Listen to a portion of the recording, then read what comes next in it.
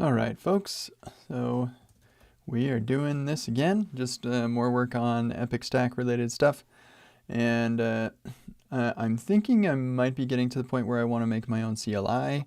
Also, yeah, I've got a couple of things that I'm thinking about doing. But we're going to start with just some bugs and yeah, other things like that. So here we go. Let me get centered going. Let's see.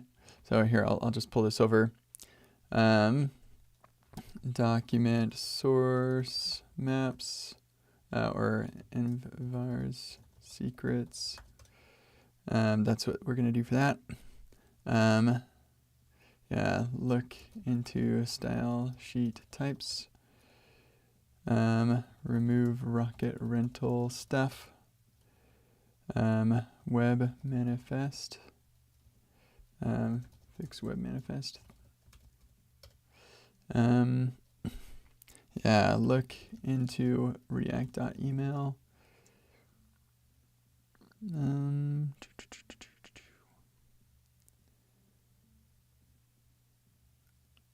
Yeah, and that's what we're gonna do.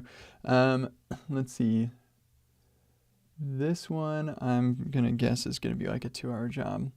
This will be like a 5-minute thing. This is probably, I don't know, 25 minutes is probably reasonable. This is probably a 2-hour thing too. Yeah, 25 minutes-ish for that. And yeah, I can do that one first. So, source maps, we get this big warning. I wish there was a way to make that warning go away, but part of me says we shouldn't anyway.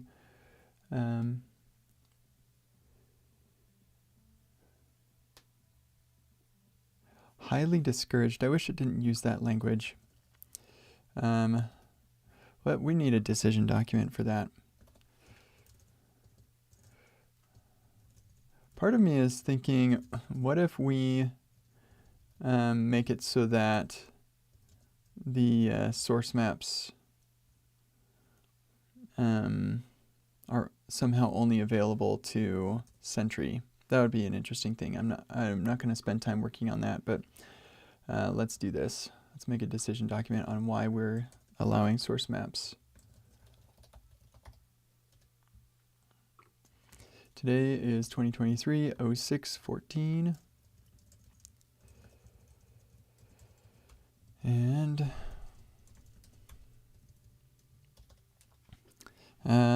let's just link to source maps. Yeah, what are source maps? Probably a Wikipedia or something would be. Should I use source maps in production? That's from CSS Tricks. Here we go.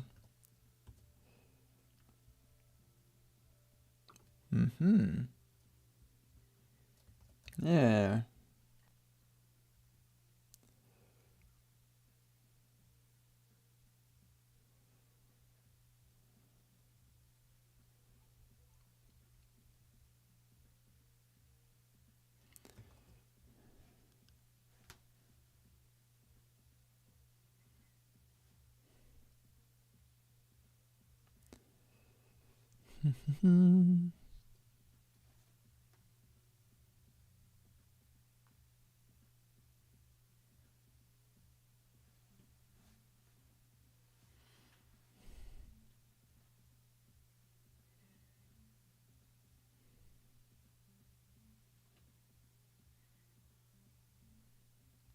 Yep, strongly that you do. Yeah, we'll reference both of these.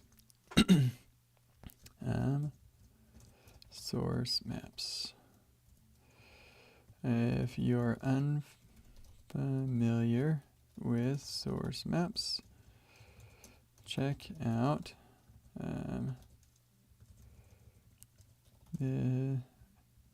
what are source maps? That's what it's called.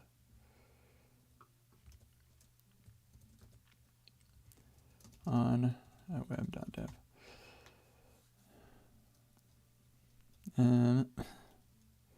The reason it should be fairly For anyone familiar with source maps, it's pretty obvious that you do want these in production for debugging purposes. Read this article. Yeah, actually we need this.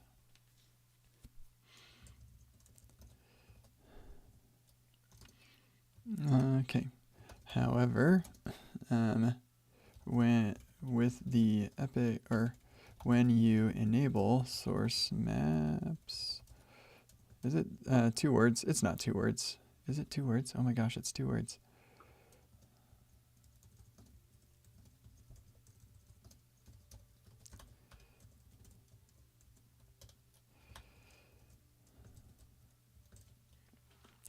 With Remix,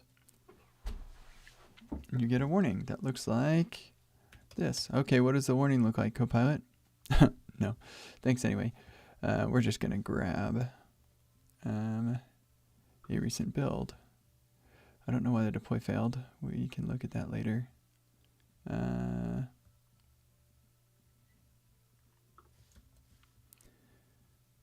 Build, here we go.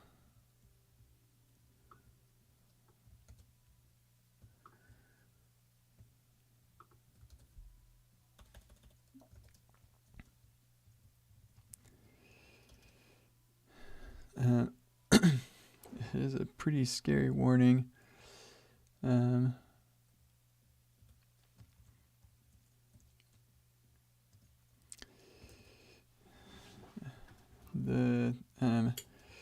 There are 2 fears here, or concerns here. 1, your source code is visible to the public. Not only you, well, let's see. Yeah, we'll talk about that in detail.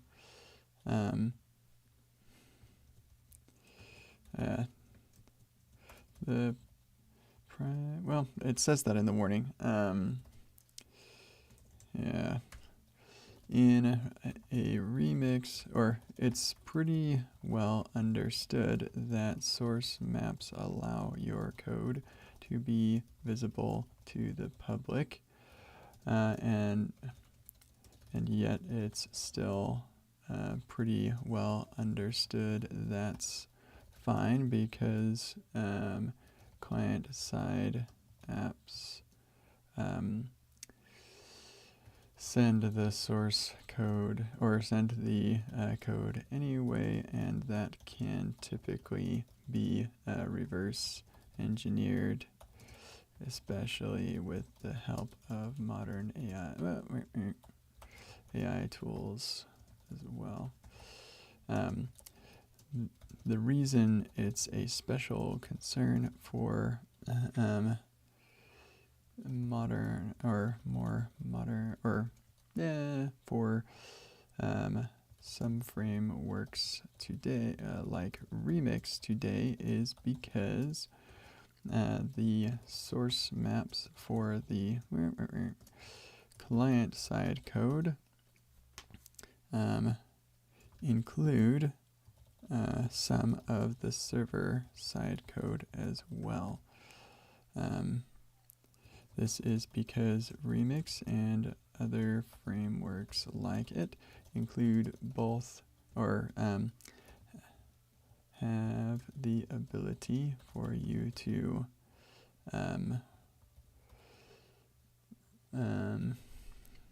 write your server code in the same file as your browser code.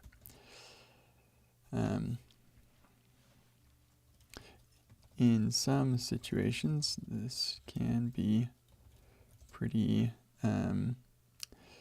this can be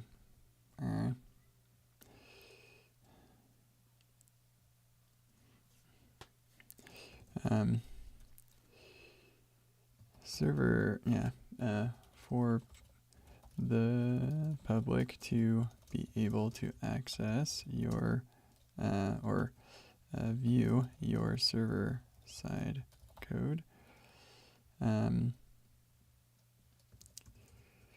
the ability for the public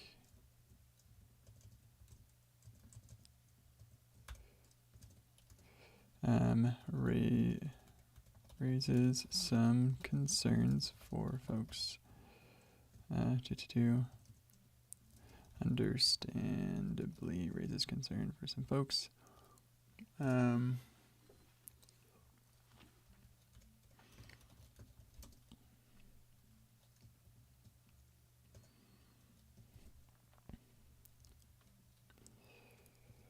This is especially dangerous if you have secrets hard-coded in your server-side code. Additionally, if you're exercising security through obscurity,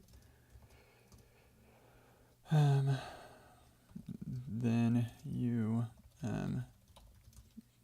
may be vulnerable.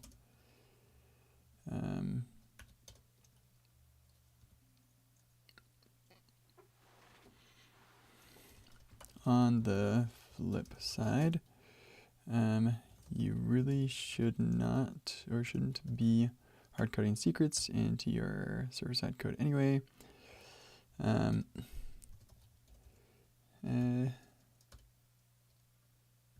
Yes, exactly. Well said, Copilot.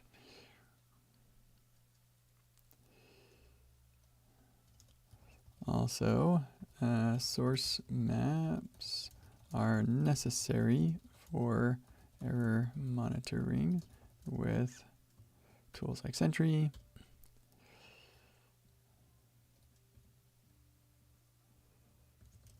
We're only going to mention Sentry because that's what we use.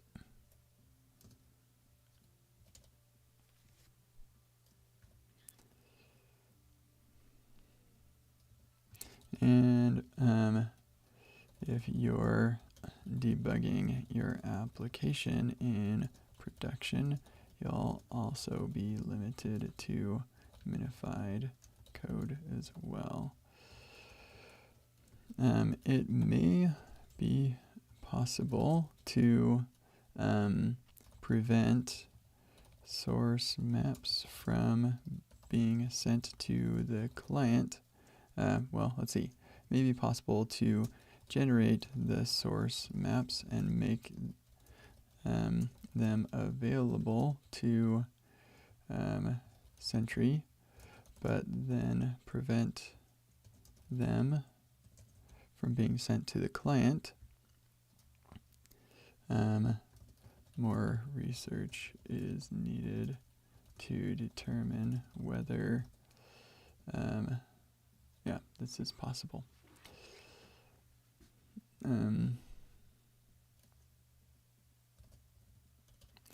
We've decided to enable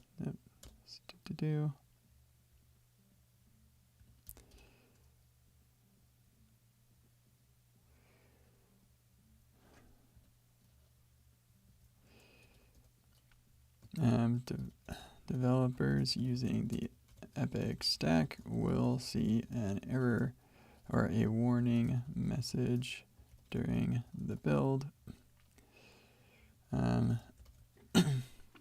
And if they don't practice good secret hygiene, that's not how you spell hygiene. There we go.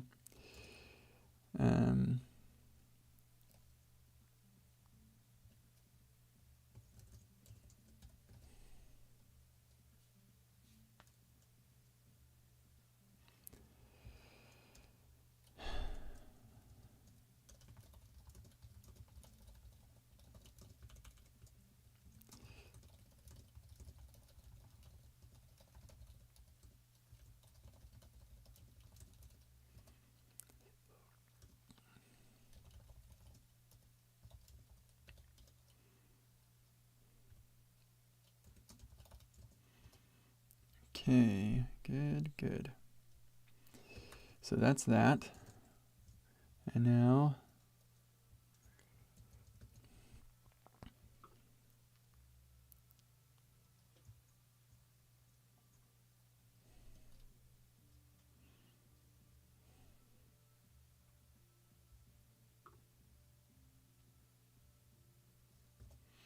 need to have some sort of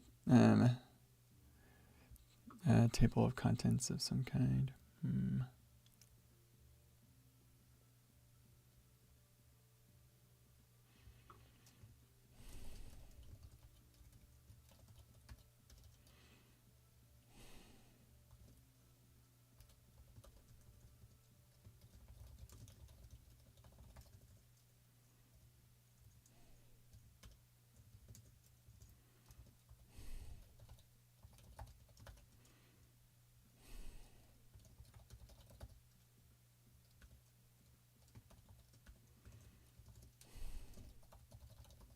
Do I have a README in there? I think I do. Yeah.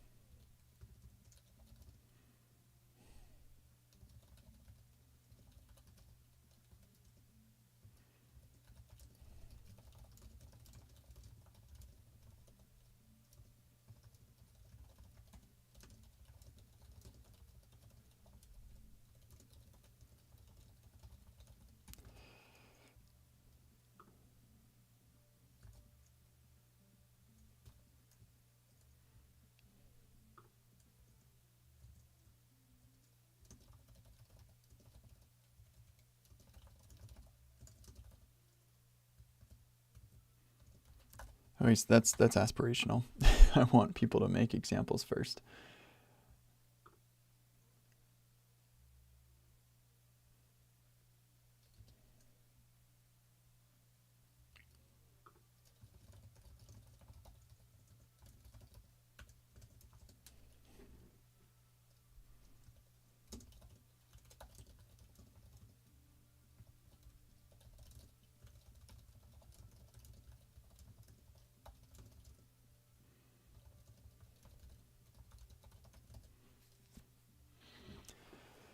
Okay, we probably should have getting started.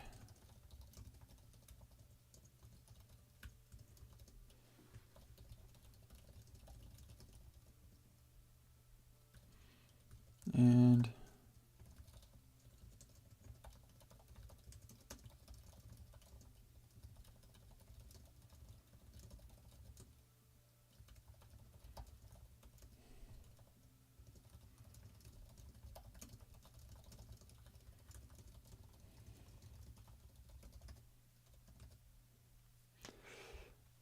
okay.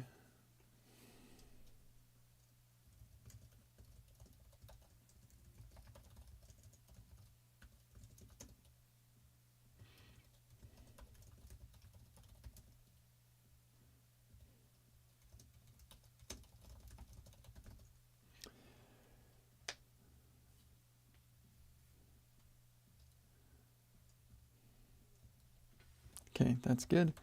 And now, let's see, environment or secrets.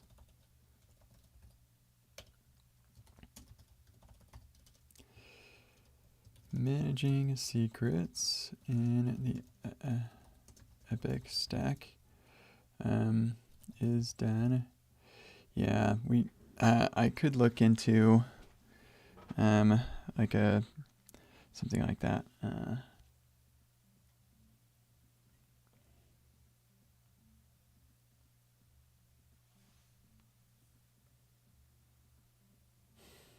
I've definitely thought about like sticking it in the database or something like that, but yeah, that is tough because some of the secrets are necessary to even get the app running. So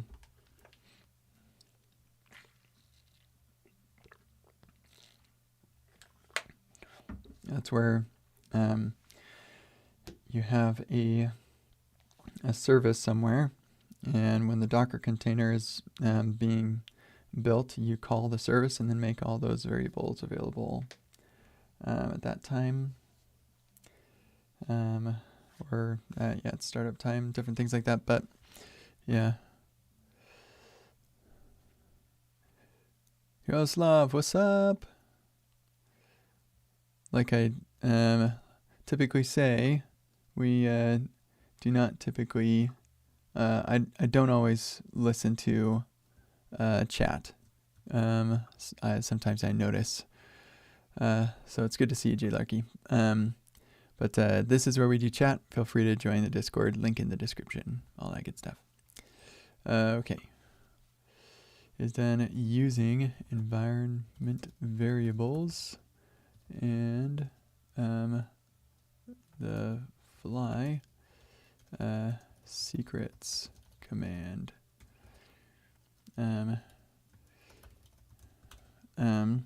It is important. Here, let's do this. Isn't there like a GitHub flavored markdown quote warning note stuff? So this is a thing now. We have warnings, but no like danger.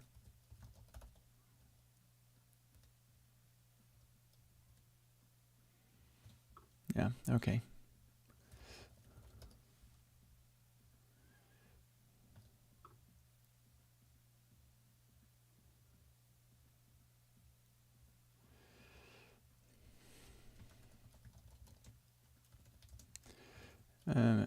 It is very important that you do not hard code any secrets in the source code.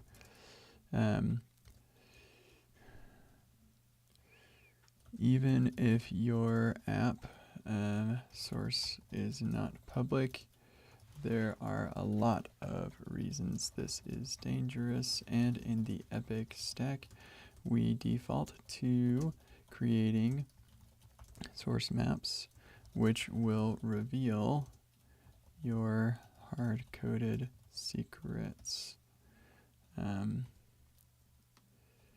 the public. Read more about this in the source map decision document.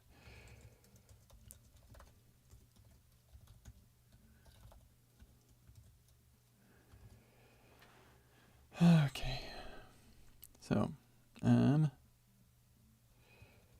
local development, when you need to create a new secret, creating a secret.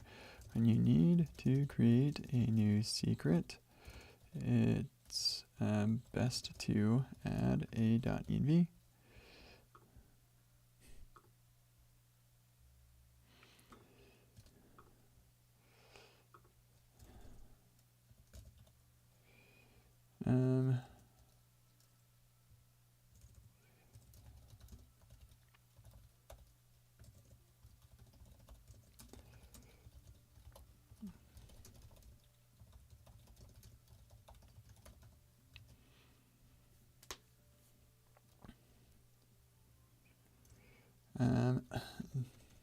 The value you put in here should be fake and should be not real,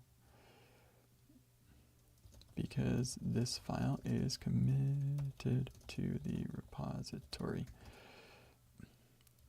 You should also, to keep everything in line with the offline, or the guiding principle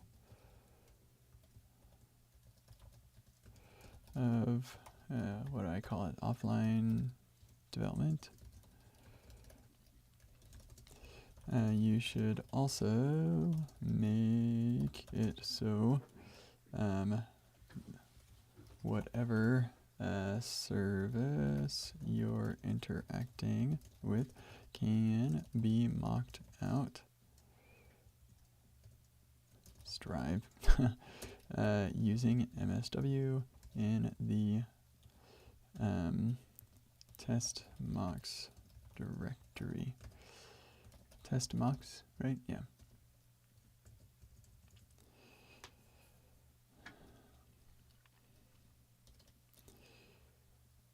Okay. If you can also put the real value of the secret in .env, which is get ignored, so you can interact with the real service if you need to during development.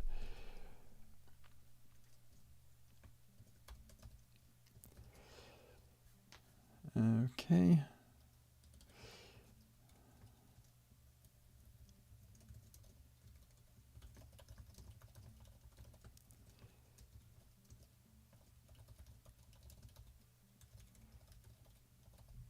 To publish a secret to your production application,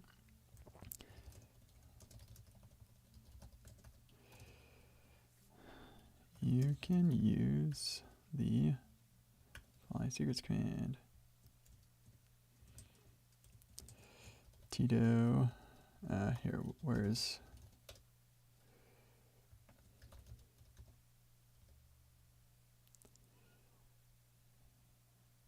yeah.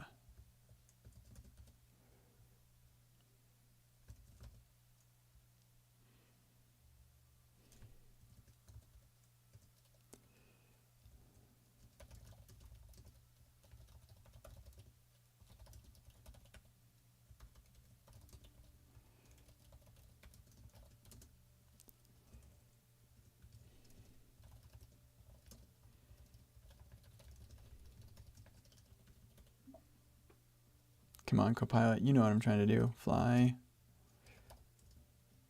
secrets. Really? Oh, it's still thinking. There we go. Some secret value.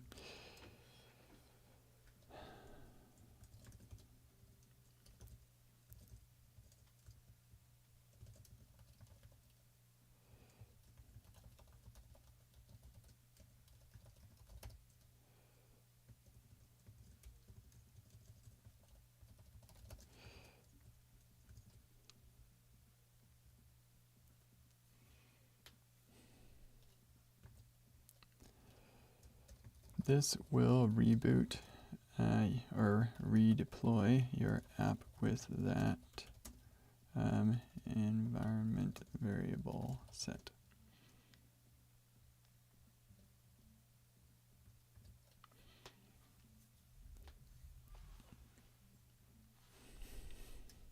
And that's, yep, that's about it. Okay.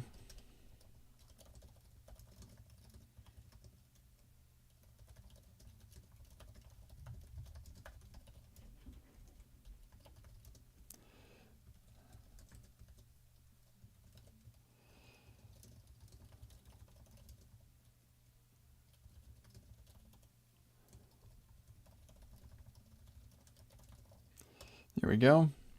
Just 3 minutes over. Nice job, me.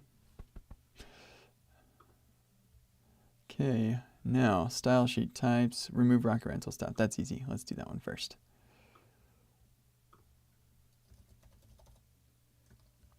I wonder what went wrong here.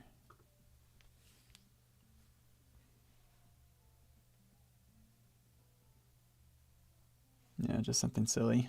I'm sure if I kicked it again, it would go. So pretty sure this will work. Here, let's add an announcement about that. New decision document, source maps.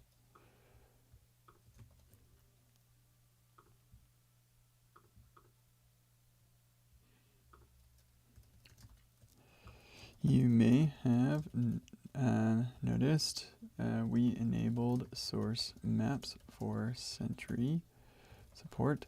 This leads to a scary warning from Remix. Here's the decision document on why we did this.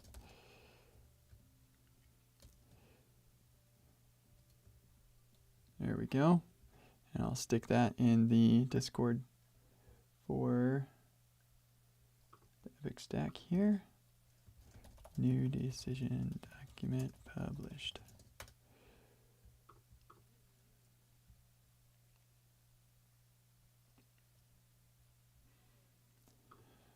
Okay, so let's do that, and let's look at these artifacts here and here. Aha, yes, that's in username and seed. Seed, yes. This is too big. That explains a lot. Okay.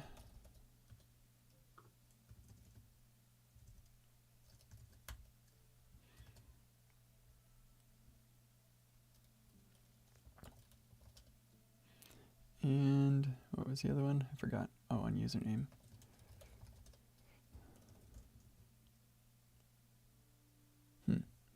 Maybe.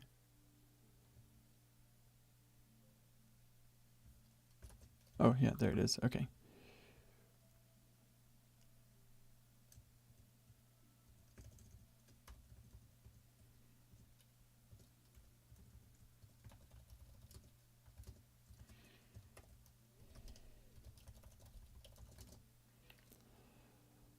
Remove remaining rocket rental references. That was not intentional. Alliteration was not intentional, but is awesome. Oh, that's great. Remove remaining rocket rental references.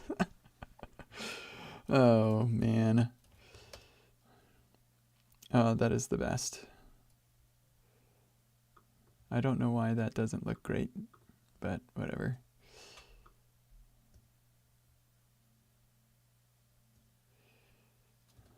Okay, gonna remove distractions. It's supposed to be that. Yep, we are photoshopping. But it's really just about removing distractions, so people aren't like, wait, what about that? No, I'm just here to post something that I think is funny.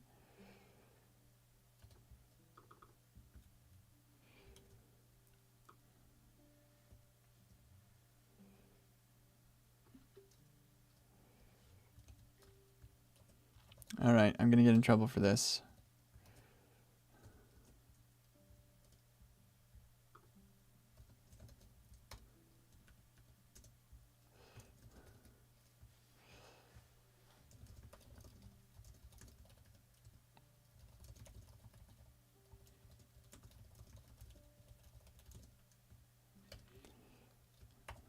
All right, there we go. That's funny.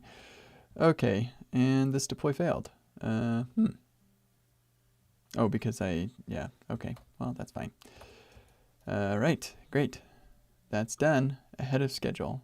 Good job, me. Okay, let's do the web manifest one because that's going to be fun. I shouldn't do the fun things first, but that's what we're doing anyway. So we have a site web manifest thing. And the problem is that this requires, yeah, fixed, thanks, forgot to associate that. It requires a start URL. So we need a route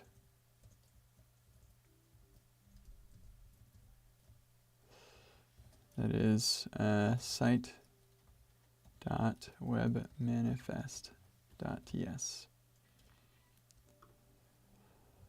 And here's loader. We're not going to need that. Resource maps. What's up, Jacob? Let me see what you're saying. Is there a way to get Node to use source maps for its stack traces in local dev? My browser errors are fine, but I can't get them working on the server. Yeah, you know what? Source maps have never been great for me. I feel your pain. Let me know if you figure anything out. Sorry, I cannot help. I've also had the same problem. I wish that I could be more help. Okay, domain, get domain URL, request, and then it's just a matter of this, and it's called start URL.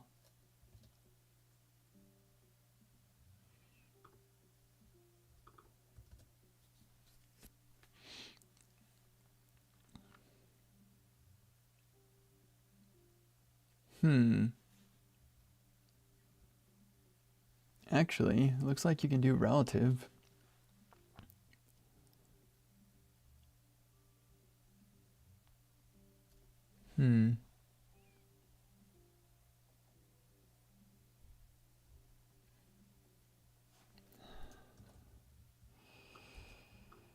Actually, looking at this, it appears a relative URL would suffice. Maybe we can set it to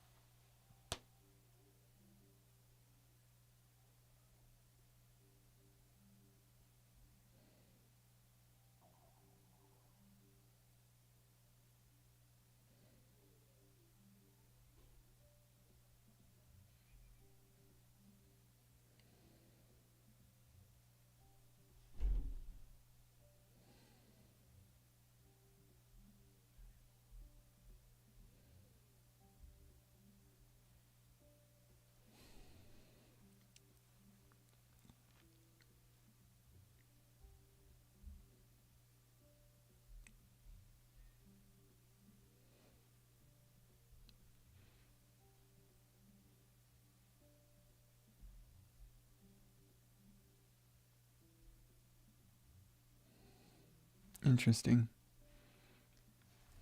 Yeah, okay. I'm not going to finish that.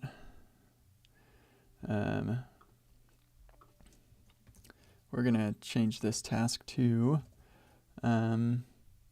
look into web manifest, and we're done. Okay, there we go. Let's see. Why are we getting abbreviations? I got an abbreviation. There's an abbreviation there. I don't like it. I want to see the full thing. It's not like it's very long. That's so weird. Okay.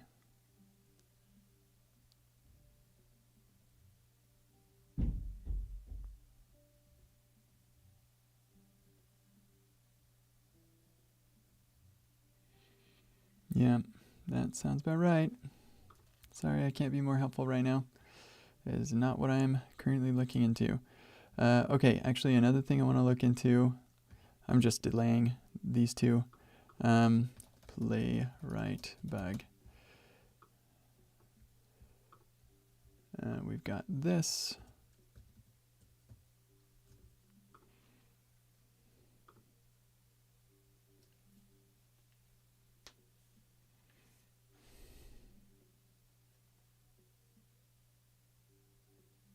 Oh, I forgot that step when I gave that to them. Sorry.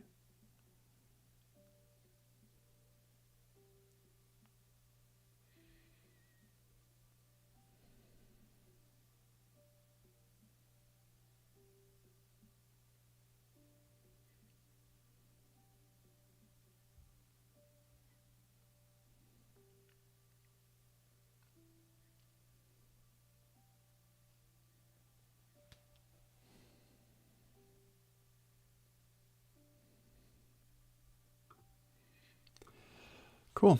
Okay. Well, there you go. Good. I'm going to just check off the playwright bug, and we're going to close this because we cannot do anything about it.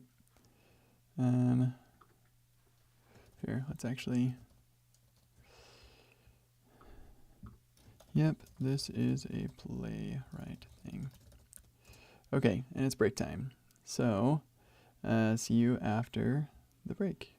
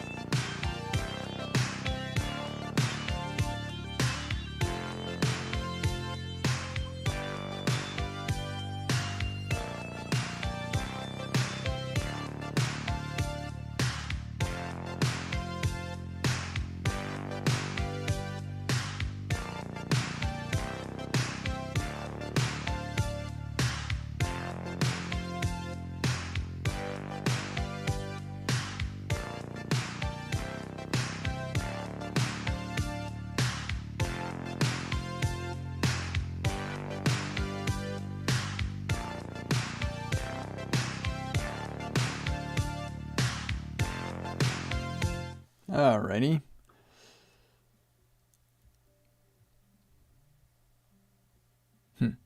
Okay. Great, so that deployed just fine. Good news. Got rid of that, got rid of that. So moving on.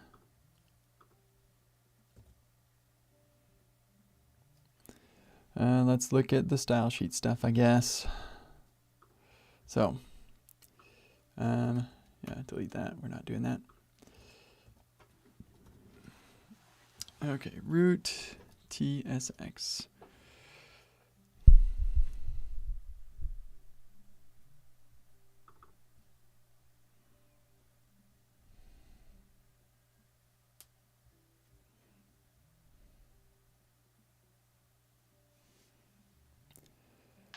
Yeah, that is wrong.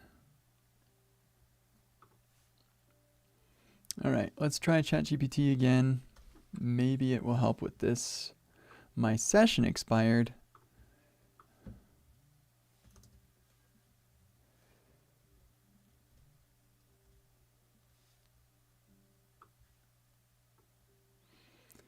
All right. I am building an app with the Remix web framework. I'm also using the vtest testing testing framework, which is built on top of Vite, the Vite build tool. I'm not using Vite directly because Remix handles my build for me. By including vtest, the Vite, actually, you know what? First I want to test something. Vtest config. This thing, that was a change. I would be very surprised if this changed anything. Yeah, okay. I'm actually glad because that would have been super weird. Okay. By including vtest, the Vite TypeScript definitions are included in my code base. There are some global definitions that are included, which are incorrect for my code base. In particular, this one, which is in the vtest client DTS.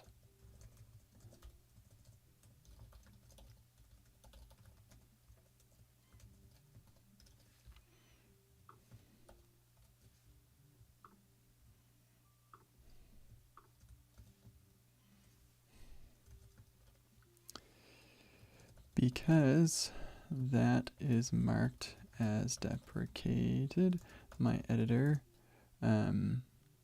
gives me a warning. However, because I'm not actually using vtest, this warning is incorrect. Is there a way to prevent this type definition file from being applied to my code base, considering I don't actually use it directly?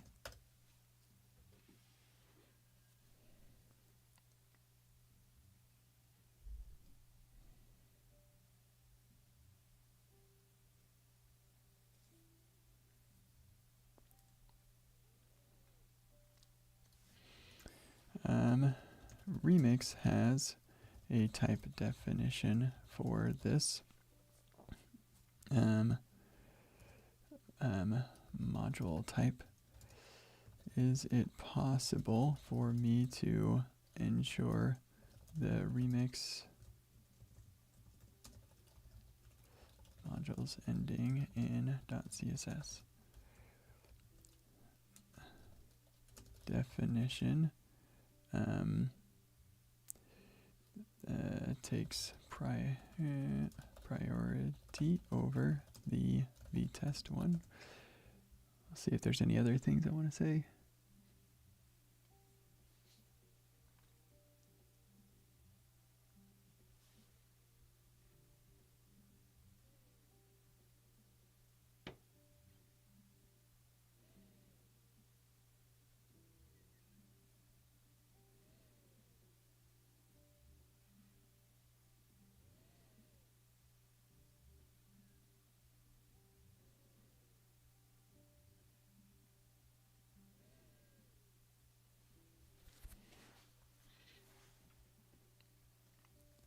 Okay, let's try this.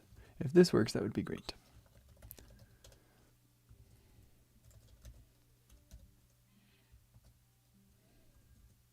Let's make sure that is where I think it is.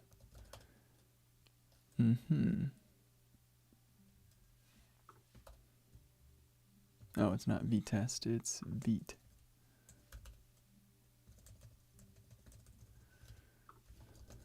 Yeah, okay. We will not take any chances. Reload the whole thing. Yeah, that did not work. The exclude option does not appear to work. My editor still flags the default import of a module, a file ending in .css as deprecated.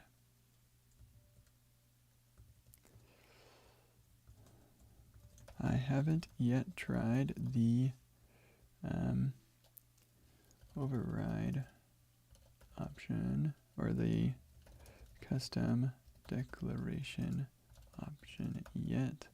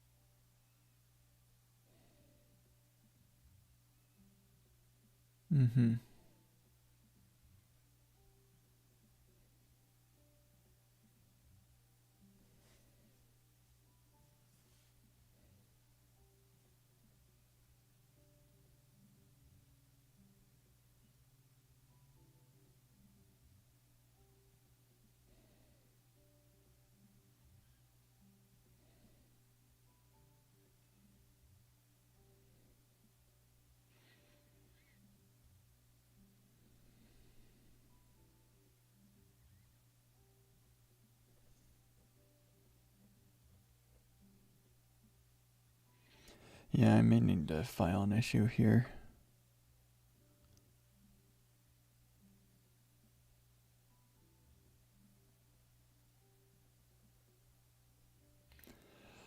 Okay, let's just try this. See what happens. I do have a depths.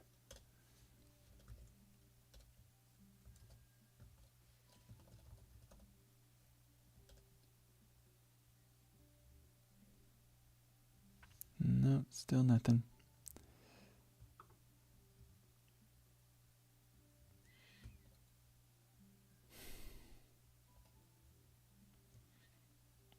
Dang.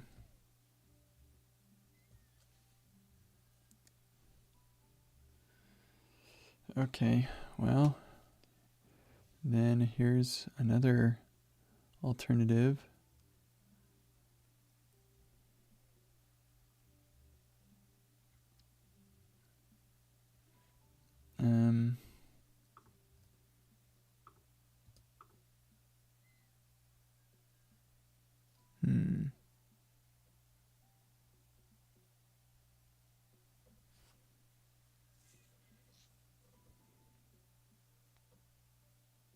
Start code chat. Ooh, I have not seen this. Here, let's do this.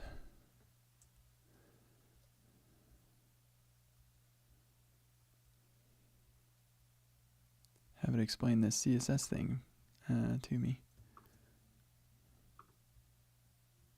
Explain. Ooh. I've not seen this yet. Can I open up chat?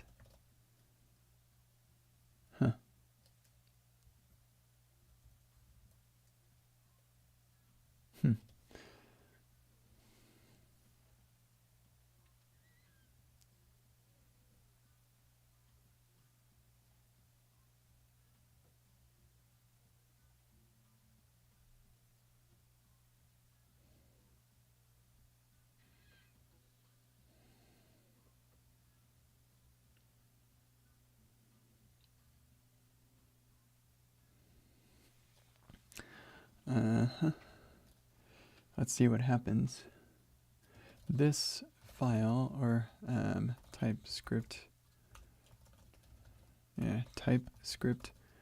definition file is loaded in my apps TypeScript module graph, but it should not be because I'm not actually using it. How do I make certain these module declarations are not loaded?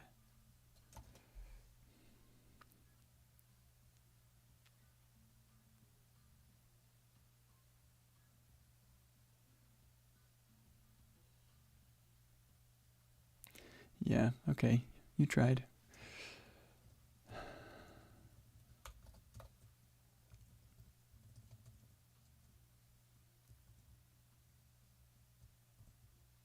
I mean, maybe.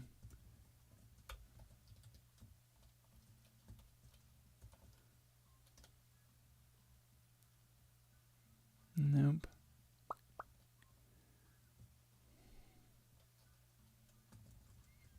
I'll do exactly what you say. This is not going to work.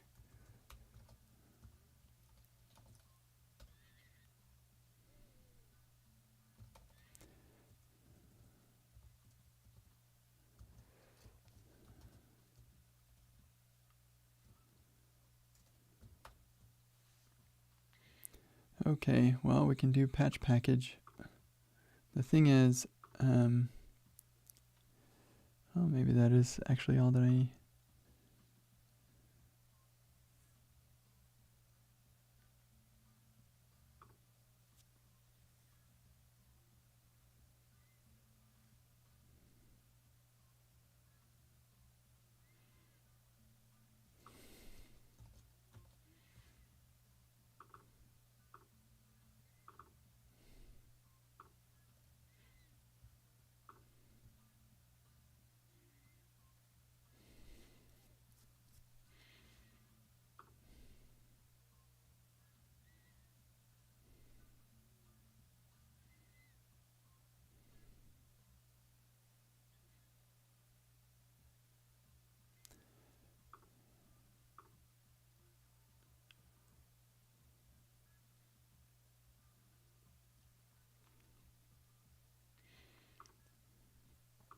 So here's what we could do, I think.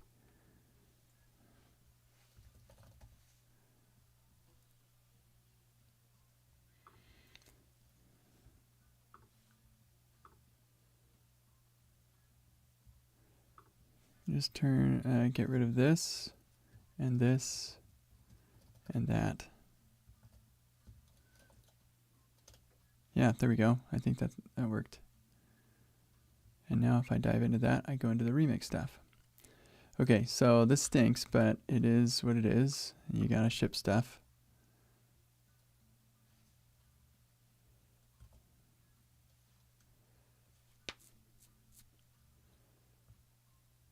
See what happens if we do type checking across everything. Aha. There we go.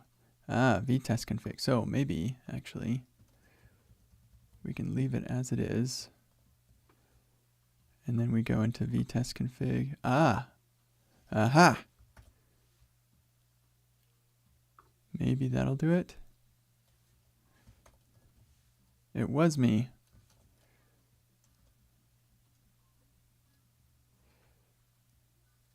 Sweet.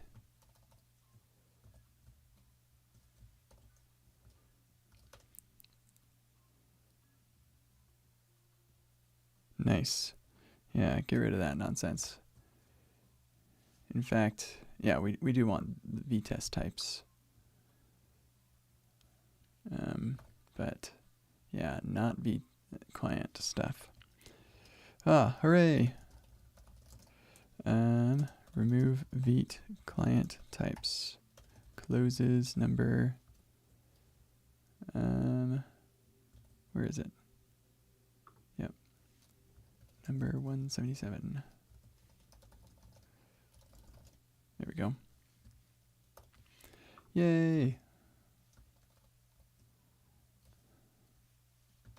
Sorry for the confusion, ChatGPT.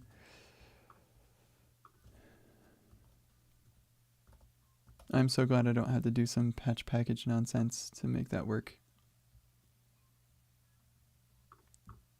Okay, let's call that done. And then,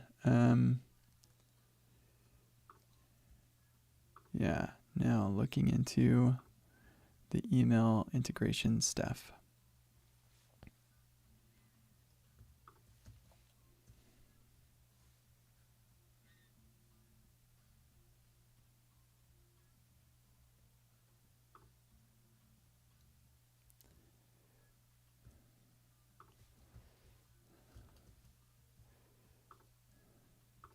Support native ESM. Details can be found here. TL, DR in a native ESM environment. Users have to import modules directly due to the lack of exports. Config in the package JSON.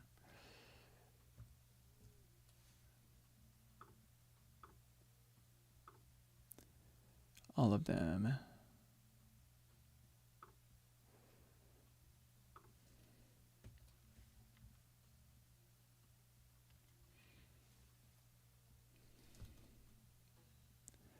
Yeah, okay.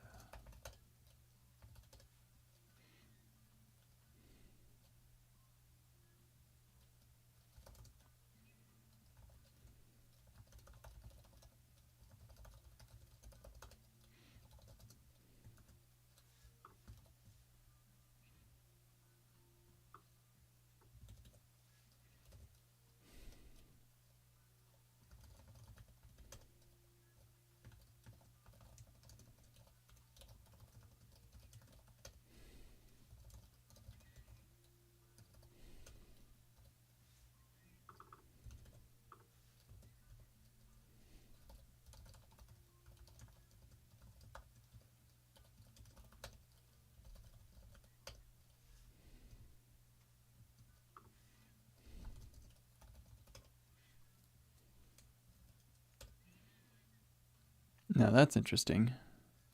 Definitely did not expect that.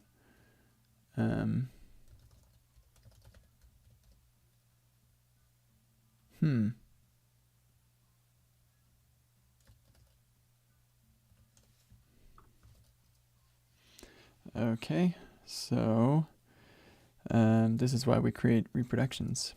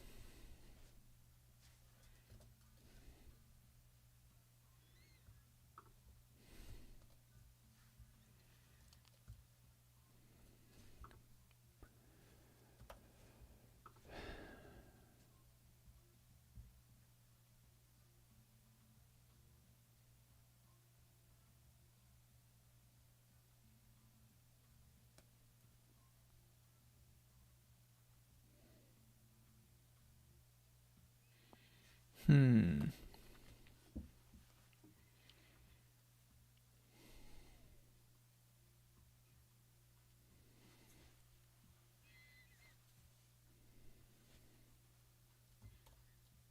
I could use this. This is just interesting. I definitely expected this to be a problem. Hmm.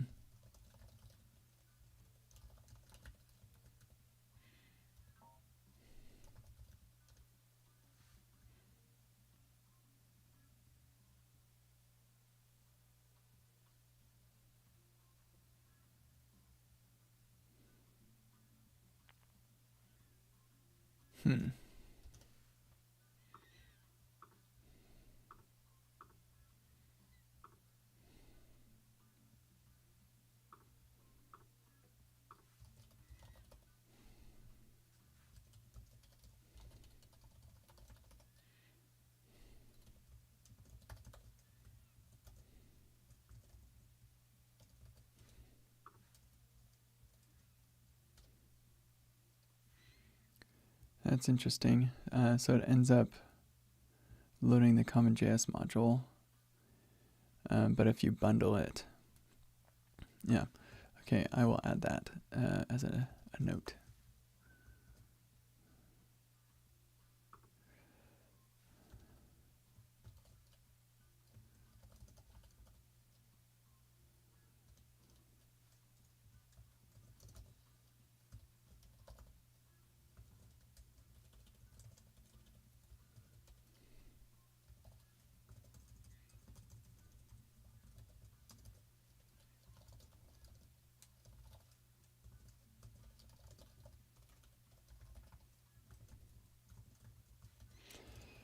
Just make sure that is the case.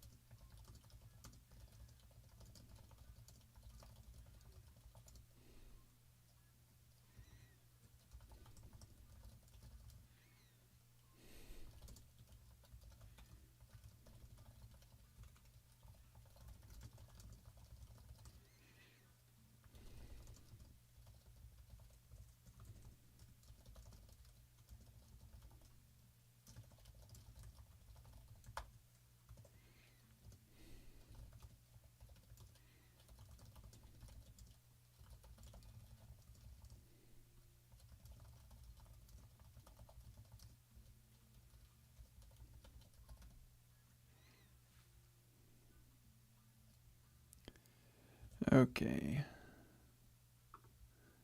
Now that's interesting.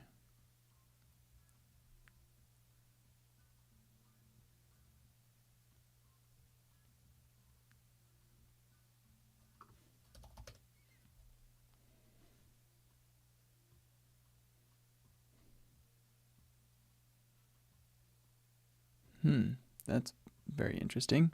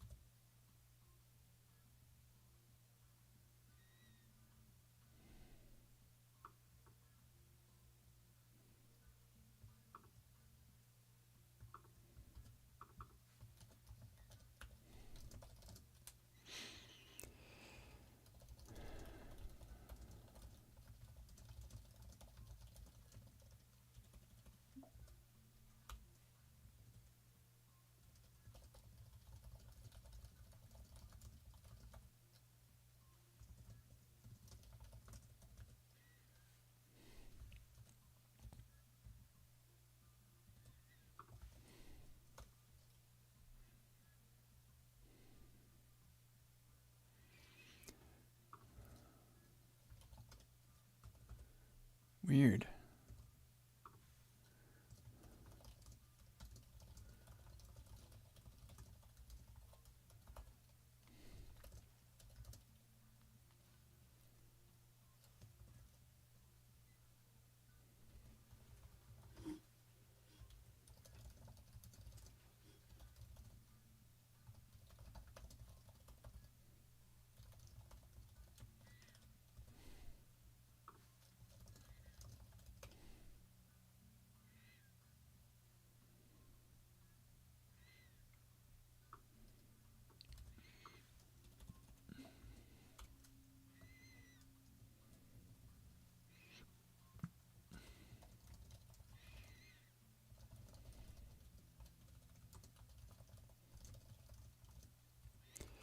I guess we could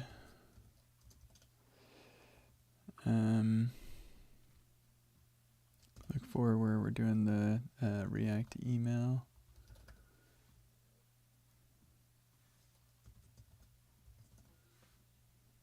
Import.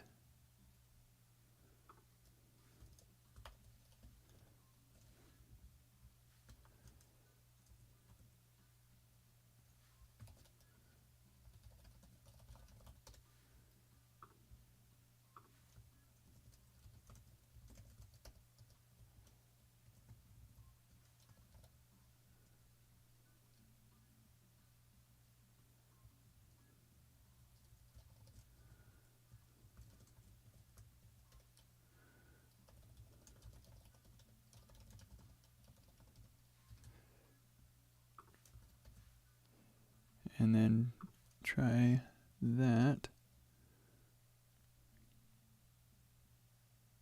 Yeah, that is very odd.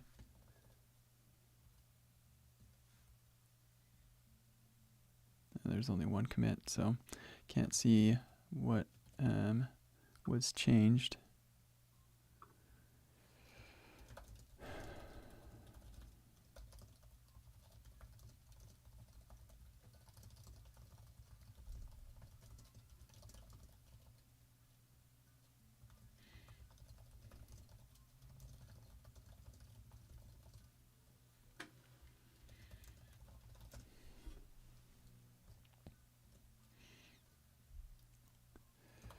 Okay, I'm just gonna copy this, copy that, and copy that, copy that. And we're gonna close this and close that and that and that. And we're gonna, yeah, we're gonna check that off. And now I'm going to record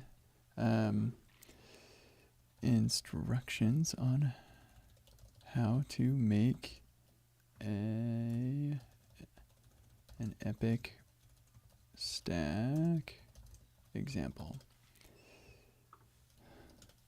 Yeah, that's what we're doing.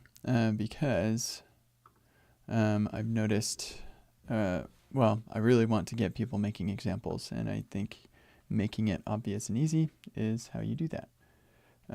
Just let me, give me 1 second to look at something.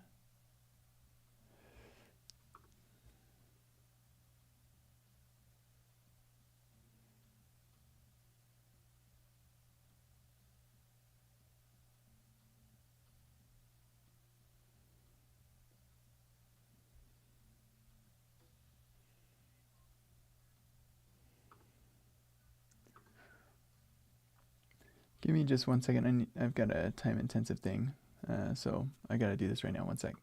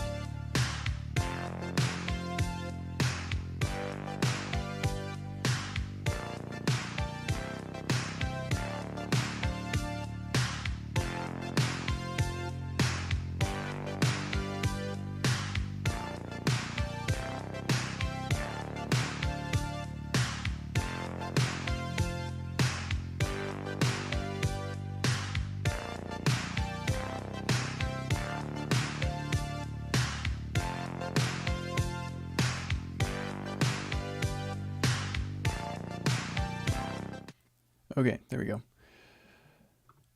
So that was a fun little trip there. I have no idea what's going on there. Delete them both. And let's look at, yeah. Great. What is that localized thing?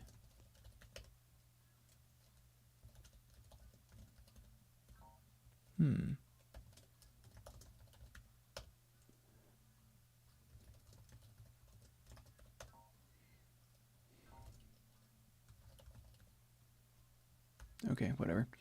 Okay.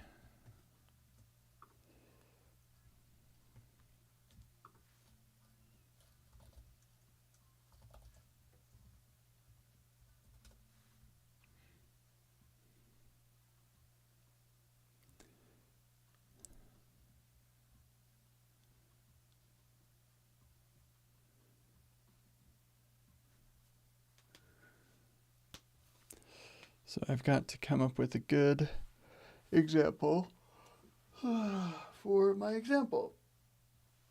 Let's see.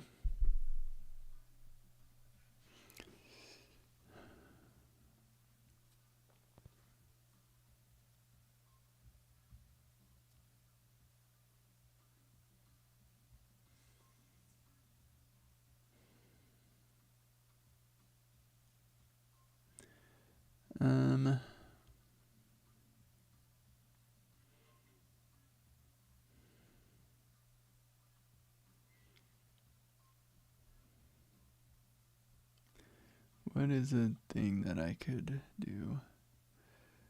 So we got frame motion. We've got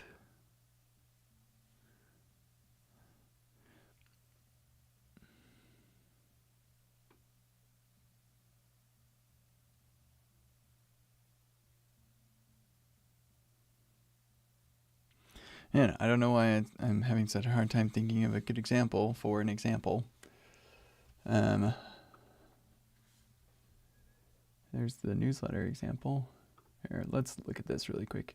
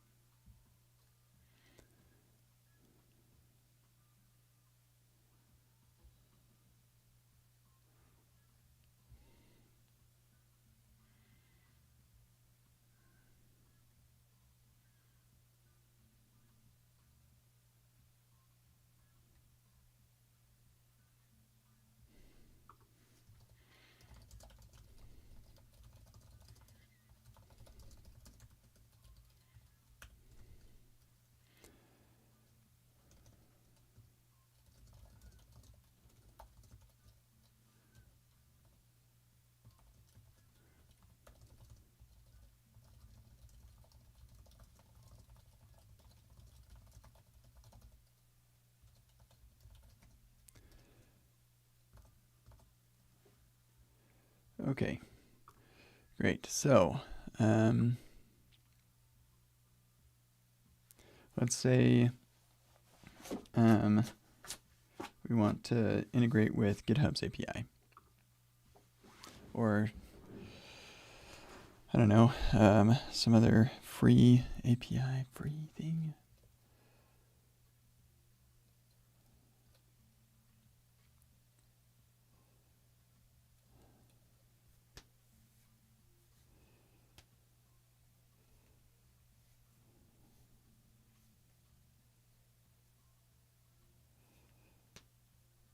Or we could do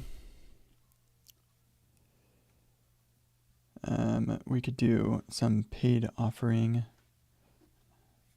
and say, if you want to set up the Epic stack with this paid offering,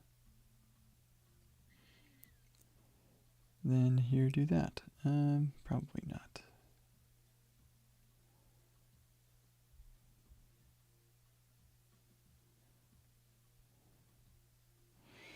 Huh.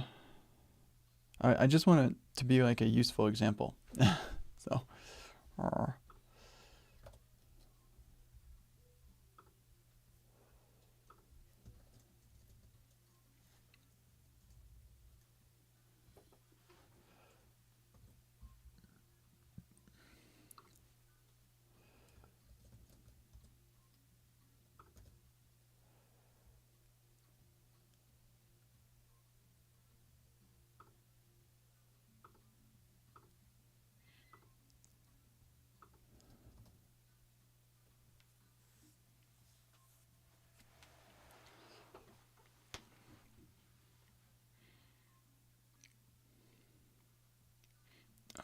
yeah, maybe we could do an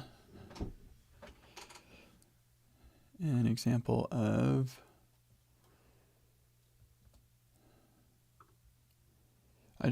I also want to focus on creating the example, so maybe this example won't be useful. Yeah, let's do that. Let's do that.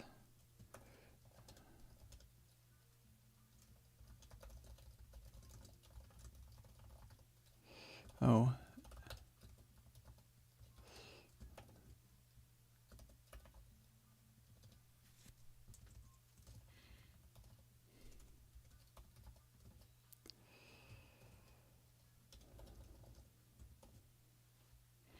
Okay. Yeah, so we're gonna, I am gonna take a break. It's break time. And when we come back, then I will record a video showing a useless example, but showing the process of creating an example. So look forward to that after the break.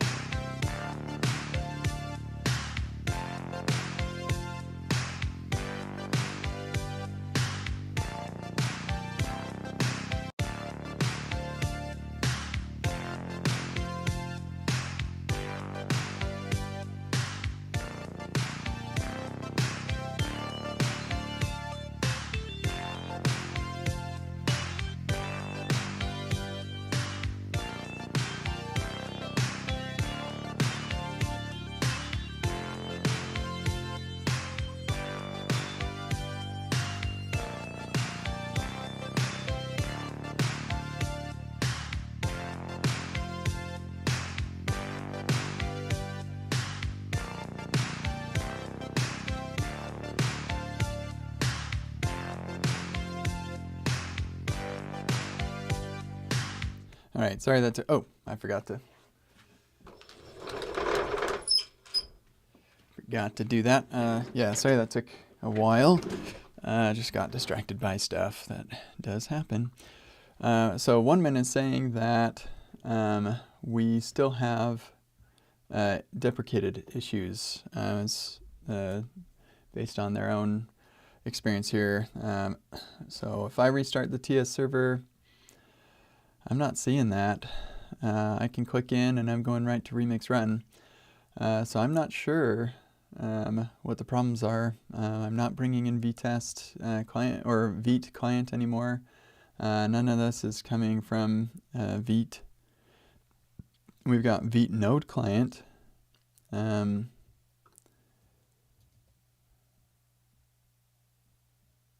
got vt types hot. We got these types and these ones, whatever these are. Yeah, so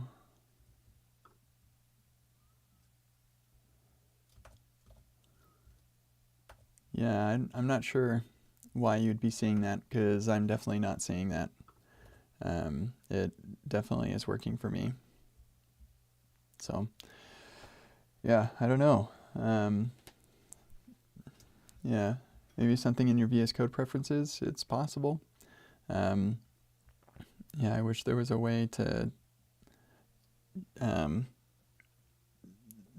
know. There doesn't seem to be a way to know. Sorry. Okay, so I actually thought of a useful use case for an example, and that is doing something that's client only. And so let's say we wanted to draw some canvas thing or use a canvas library that's client only. React Canvas.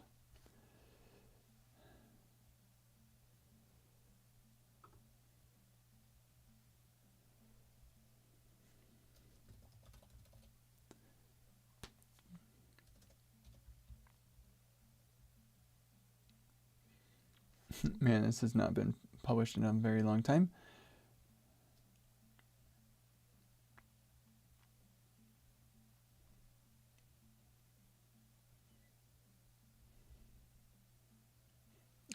How about instead of that,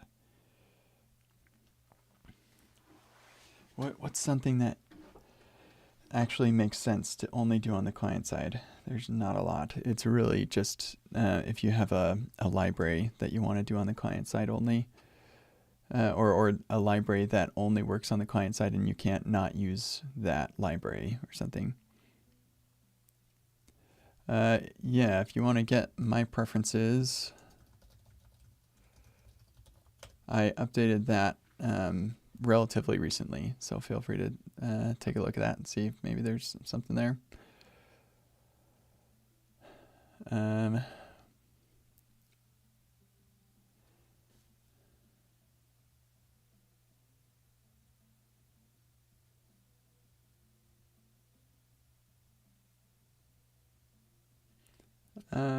How about this, actually? Remix utils.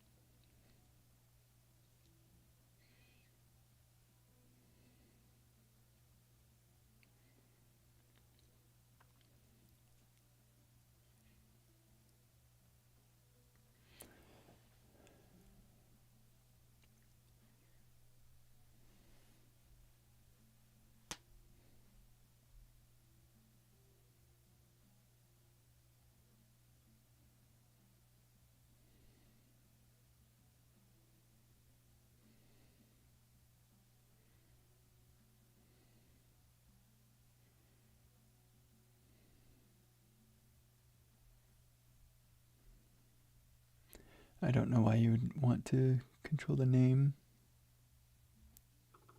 Yeah, okay. That's what I thought.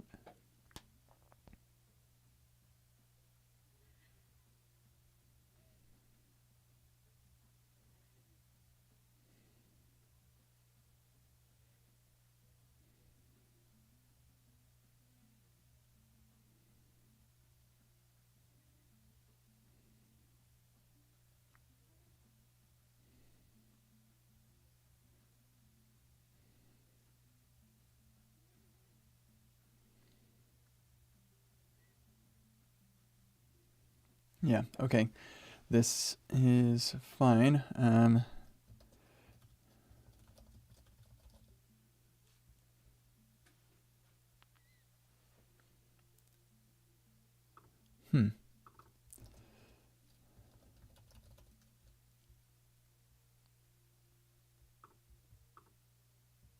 What does logout do? I feel like my session gets destroyed when I log out.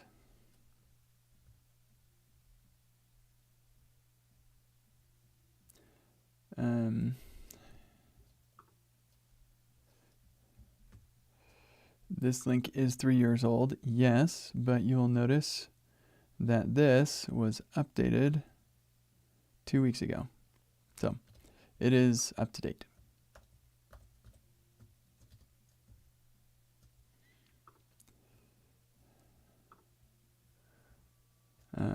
Okay, I'm just a little concerned about using the same session that we're using for our auth, because I think authenticator logout blows it away. So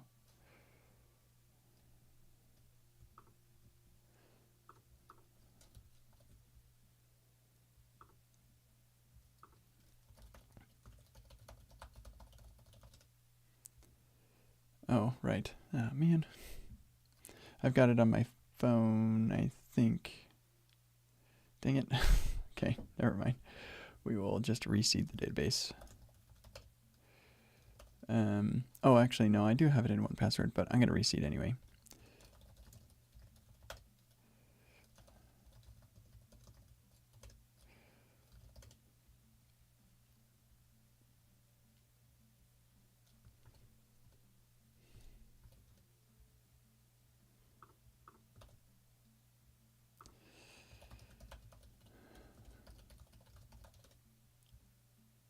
Okay, so then if I log out, that session I think goes away.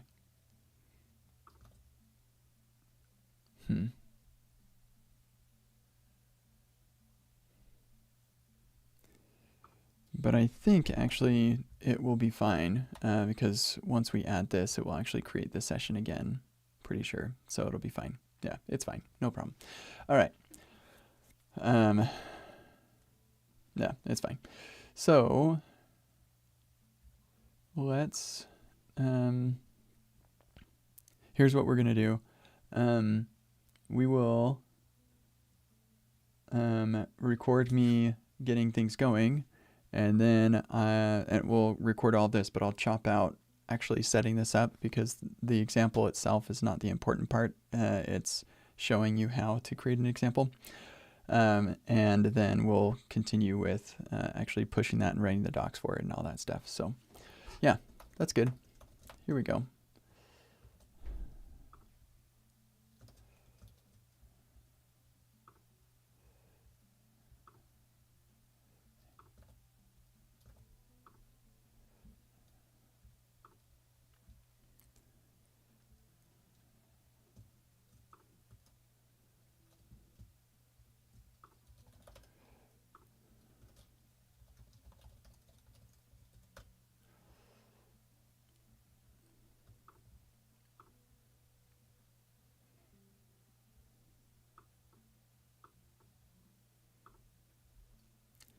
Okay, and then here,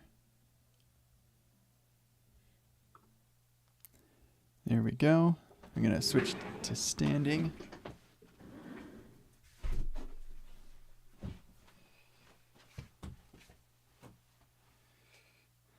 And I'm going to get ScreenFlow going. Okay, there we go. And hit go. Do.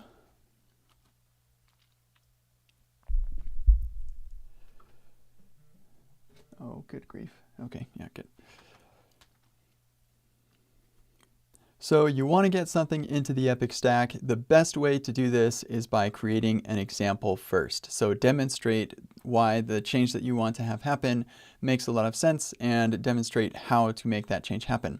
The benefit of doing this is that even if it doesn't end up making it into the Epic Stack, at least you'll be able to demonstrate to other people how they can integrate your service or how they can use your library or whatever it is.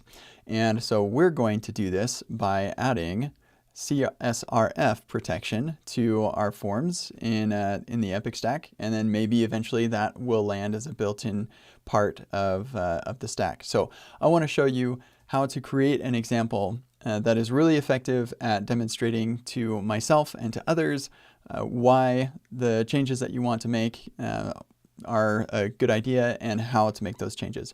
So we'll follow the instructions here. We're going to create a new Epic Stack application, and so by doing this, and we'll go into our terminal right here, and we'll say create this Epic Stack app. Let's open this up here, and let's call this Epic Stack with CSRF. Or you could say CSRF example, whatever.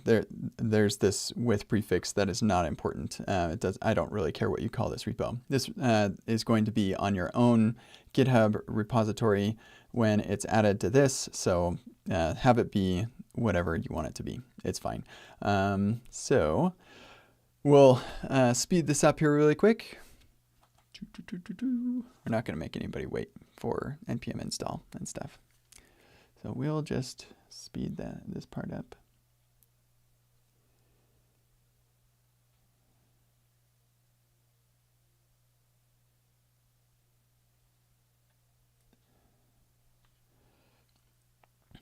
Okay, here we go. We'll continue.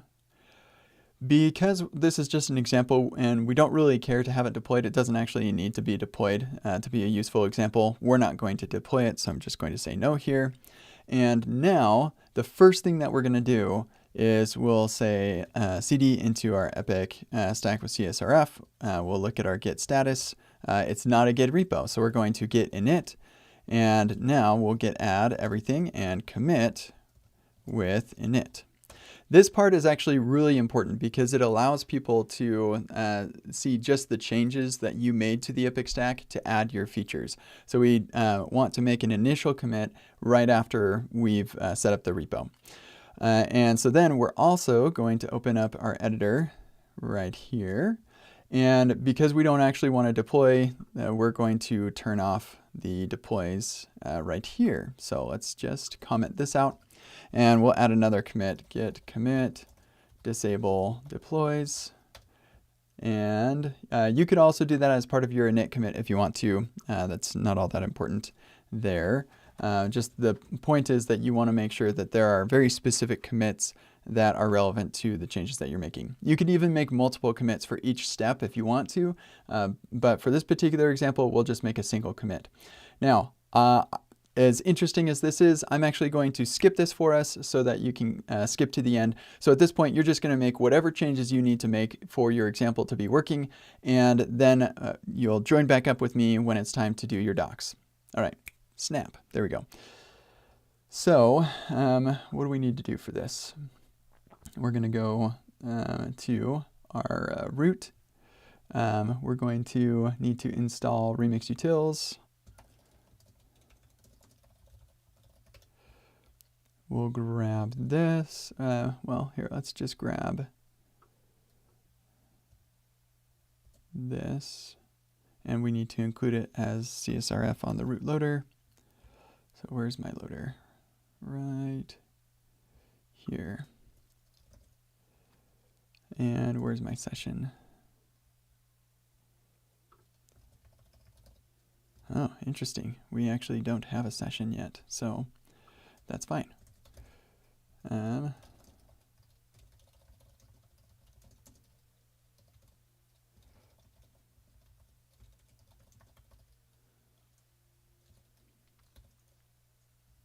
that async? I cannot remember. Yeah, it is. Okay. Great, and then this will import from there. And then our CSRF, there's that. Awesome. And then of course, yeah, we need to set cookie, await, commit, session. There we go.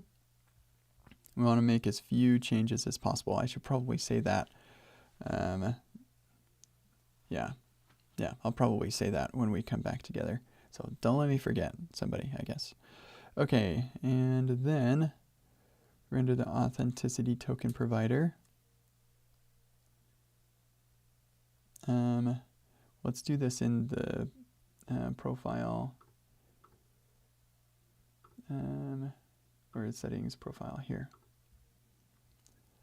Okay. Oh, right, and we need this in our root. Yeah. This will happen right here.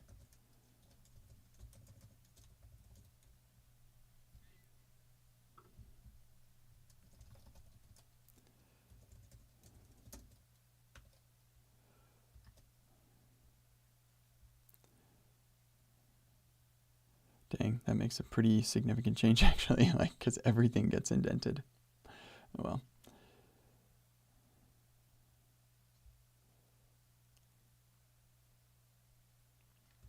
Here, let's do this instead.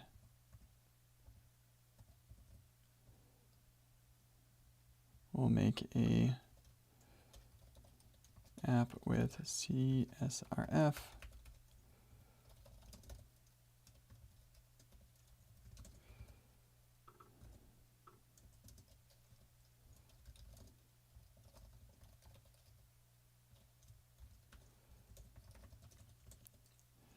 There we go. Smaller change. Not super important, but seems reasonable. Okay, rendering a form. We have the authenticity token input. We'll put that in here.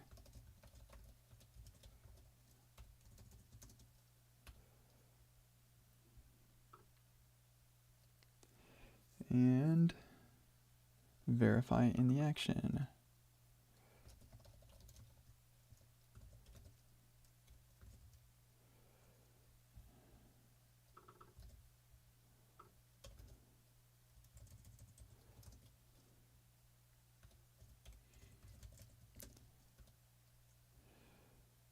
Okay, cool.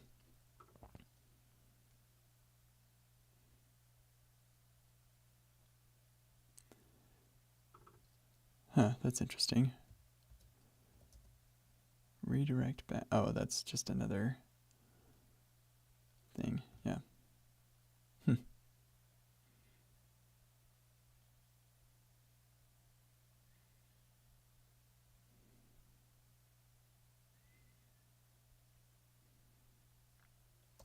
Yeah, interesting.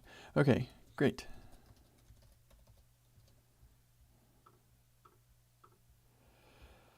So let's just test it to make sure that this thing still works.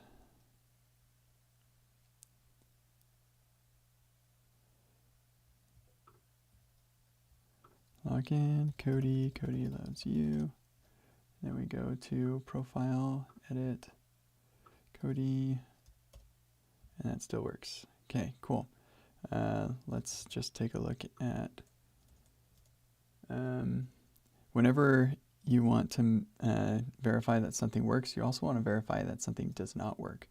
So if I were to change this to some other value, unprocessable entity, let's actually look at adding a catch boundary for that.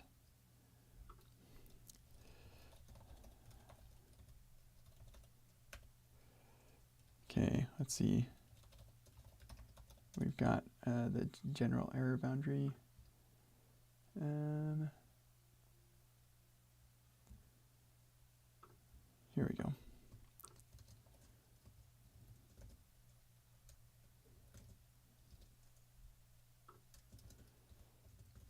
422.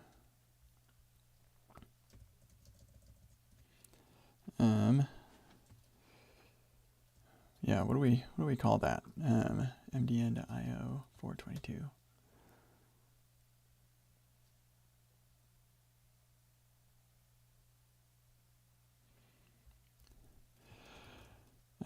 Form was submitted improperly. Please try again and be sure to not modify the form submission data.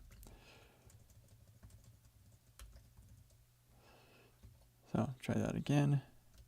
We modify the form data.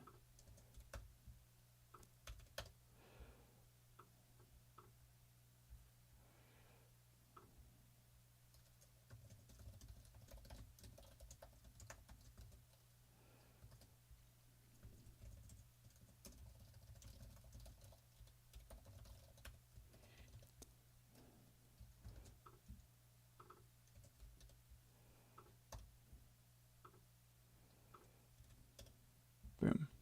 Beautiful. Okay, great. Those are the changes necessary for integrating the CSRF. All right, so coming back now.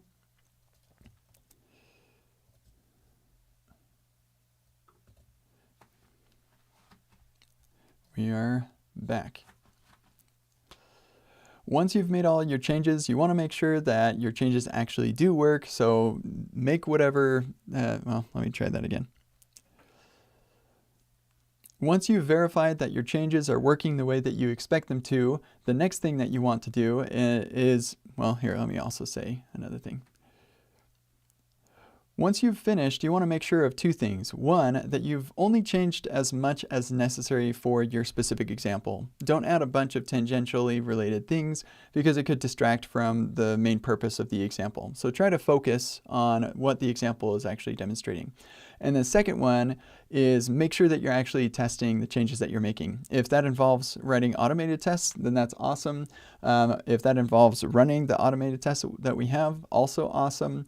And there should be GitHub workflows for running the automated tests as well, so that's helpful too.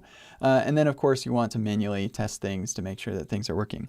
So once you've verified that everything is changed the way that you want to, you can take a look at the git diff and make sure that you haven't changed more things than you actually expect. Then you can write some documentation, just a little bit of an explanation of what the example is all about.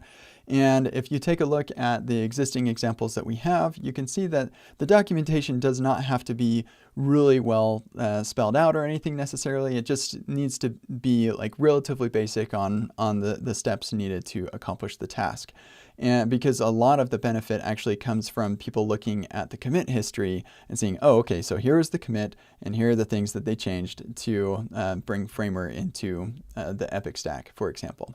So for us, we're just going to delete all of this stuff. We'll give this the title of Epic Stack with CSRF protection, and then we write out some documentation, which I will do now. Okay, we'll write out the documentation. They don't need to see this part. So this is an example of how to integrate the Remix Utils package utilities for cross-site request forgery protection with the Epic stack. Awesome. Let's see. What else should I say about that? I don't think I really need to say much. Yeah. The easiest way to explore the example is to look at the commit history.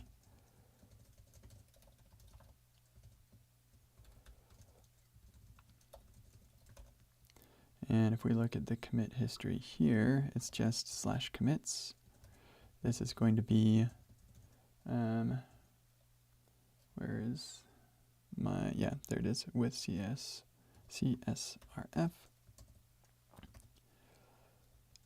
Okay. And let's add a link to Remix Utils.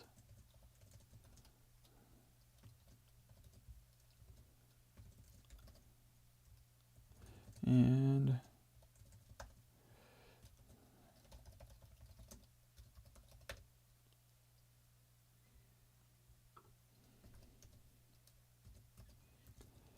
okay, cool.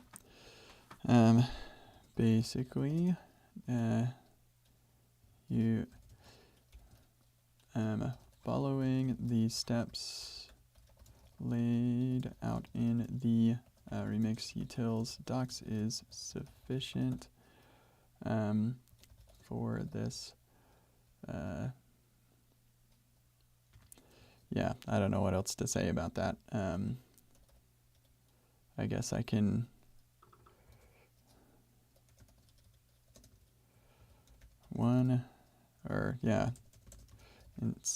install Remix Utils to generate the authenticity token in root TSX loader. 3, wrap the app in the provider.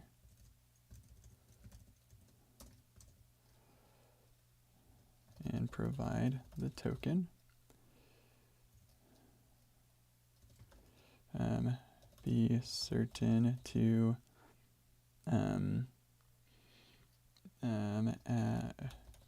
commit the session to set the cookie. Wrap that. And then what was the next step to do? Yeah, that's fine. And then render the form with the, that. And then 5 is verify in the action using and the session. Okay, there you go. That's that. And boom. Awesome. So now we have our documentation with steps that people should be able to follow so they can add it to their own applications, and also to help maintainers of the, well, let me say that differently. Awesome. So now we've got the docs. Now this is just enough for people to be able to follow along, look at the commit history, and see the changes that were necessary. And in some cases that might be quite a bit, especially if it involves infra stuff, so you need to set secrets and stuff. In other cases, it's just a couple simple steps. But whatever it is, you have the documentation that makes it easy for people to integrate, and also easy for me to take a look at and determine whether I want to bake that into the Epic stack as a built-in part of the stack. So now we simply need to create a repo. So you can go to repo.new and create the repository here. We're going to call it Epic Stack with CSRF. And this will be under myself. And an example of the Epic Stack with CSRF protection on forms. And then we create that repository, and we follow the instructions for pushing an existing repository. So let's make sure we look at the status, git add everything. We'll commit this as add CSRF protection with Remix Utils. And then we can copy this and paste that. And with that, now we have the repo. In just a moment when it's finally done uploading. Okay, I guess we'll just wait here forever. Is GitHub down? That would be the saddest thing. Come on, GitHub, you can do this. I'm going to chop out this part. Why is this taking so long?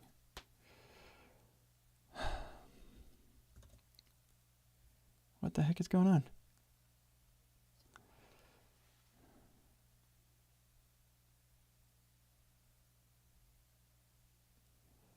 I'm going to count to 10.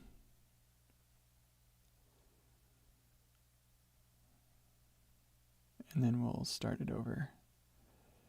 Okay, and we're going to start this over.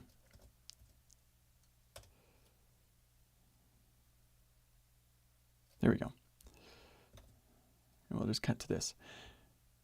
And now we've got the Epic stack with CSRF on here. So the last step is to come into the examples and just hit the little pencil icon. This will fork the repository for you and simply add another line to the bottom of this.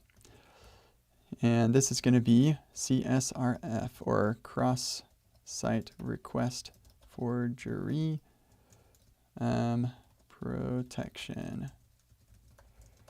And well, let's just grab this right there, update the repo to be the one that you created, update the username to be yours, and then a little short explanation, which we added right here. So I'll just copy that, stick it right there. And then you'll be able to commit your changes. So yeah, this is technically not formatted with Prettier. Don't worry about that. I'll format it later. It's not a big deal. But if you want to, feel free. I'm going to make those just a couple of changes and eyeball that. That'll look the same probably. So now we'll commit the changes. And for you, you're going to be committing to your own repo. I'm going to create a branch to kind of simulate that sort of thing. So we'll say add CSRF example, and yeah, add CSRF example. And you can feel free to elaborate here if you like. For examples, I can just kind of look at things and know. So yeah, no test plan is necessary. The checklist doesn't matter. Screenshots would be useful for different things. In our case, the CSRF thing, there's nothing really to screenshot, but definitely useful if what you're doing involves some sort of UI or some terminal output or something like that. Could be very useful here as well. I'm going to just clear all that out, and we'll just create the pull request, and then you'll get it merged. And then I'll come in here and I'll merge it, and I'll be like, thanks, you're awesome.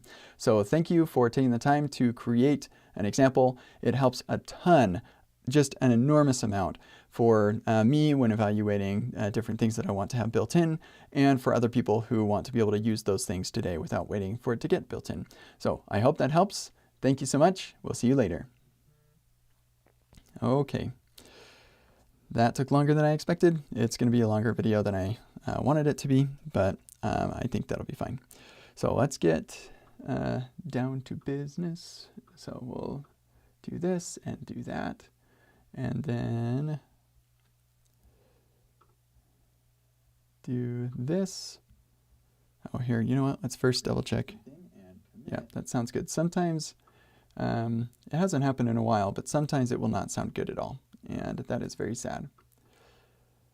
Okay, very good. And right, we also do 100% in the corner. We shrink this down because we don't need it to be quite that wide. Okay. Great. Now let's get rid of stuff in the middle.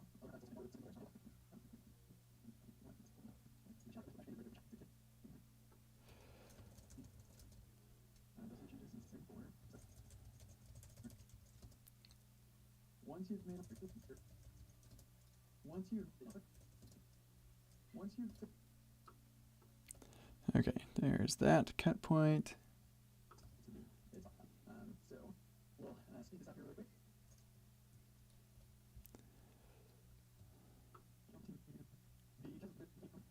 Here we go.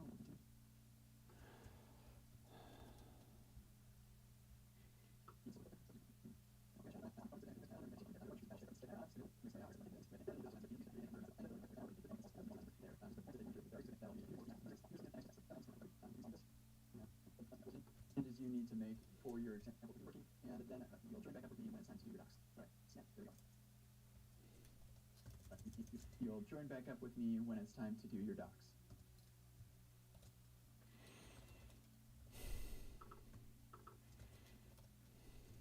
Do your docs. Once you've finished, you want to make sure do your docs. Once you've finished, you want to make sure of two things. One, that you've only changed as much as necessary for your specific example. Don't add a bunch of tangentially related things because it distracts from the main purpose of the example. So try to focus on what the example is actually demonstrating. And the second one is make sure that you're actually testing the changes that you're making. If that involves writing automated tests, then that's awesome. If that is more things than you actually expect, then you can write some documentation, just a little bit of an explanation of what the example is all about. And if you take a look at the stack, for example. So for us, we're just going to delete all this stuff. We'll give this the title of Epic Stack with CSRF protection, and then we write out some documentation, which I will do now. Okay, we'll write out some documentation, which I will do now.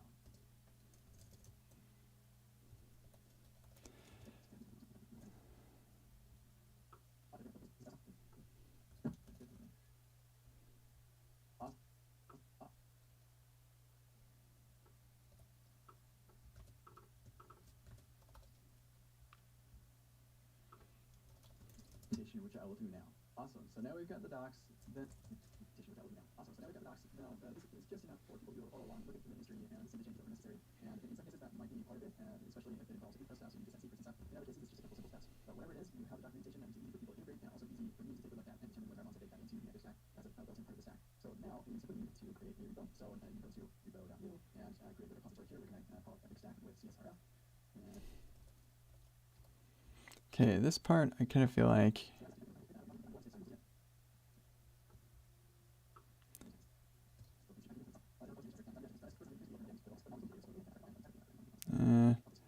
yeah, some of this I can probably cut out.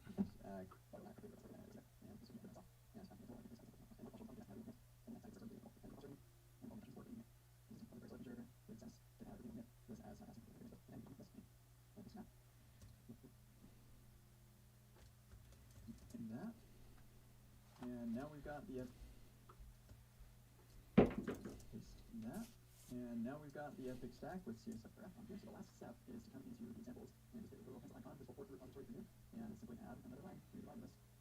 And this is going to be CSRF for cross-site request forwarding.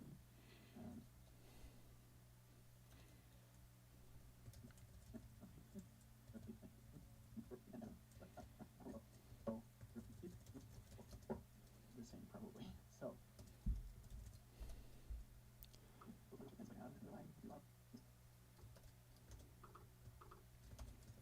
this. Now we'll commit changes, and for you, you're going to be committing to your own repo. I'm going to create a branch to kind of simulate that sort of thing. So I will say add. I'll say branch to kind of simulate that sort of thing. So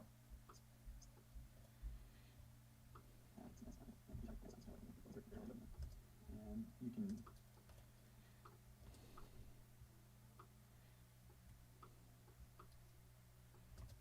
the branch to kind of simulate that sort of thing. Oh, whoops.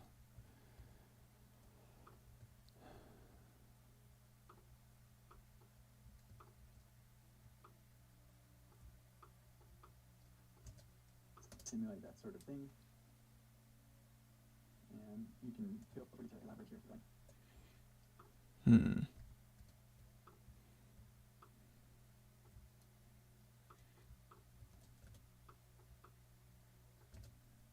That sort of thing. And you can feel free to elaborate here if you like. For examples, I can just kind of look at things and so yeah, no test plan is necessary. The checklist doesn't matter. Screenshots would be useful for different things.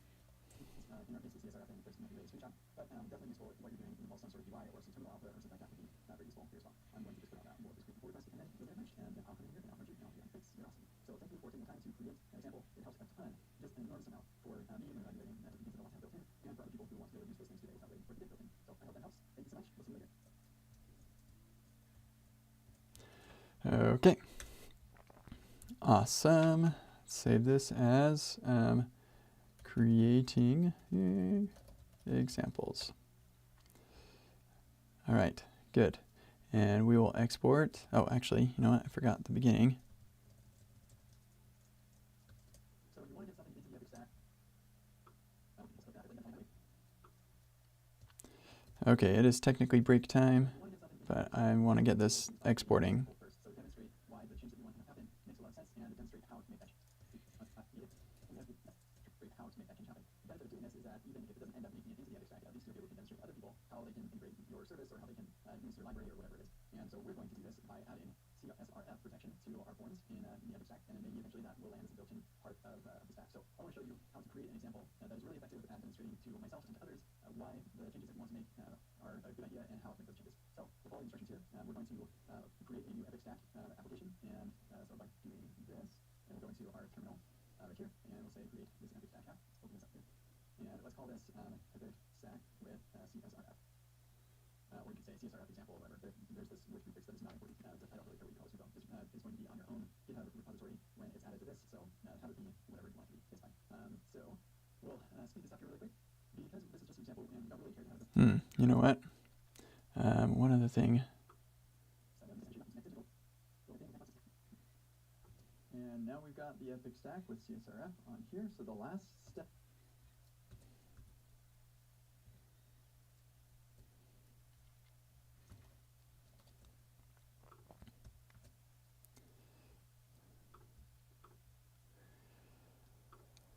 And now we've got the Epic Stack with CSRF here. So one of the things that I want to do in here is add a topic so that we can have this example added to the GitHub topics. So the repo of all of the other examples. So we'll say Epic Stack example, or shoot, let's think about this some more. Another thing that we want to do is add this to the Epic Stack. Well, hold on a second. Am I even, yeah, discard. Let's do this first. Examples. Let's add these to that topic first. Epic Stack example, yeah.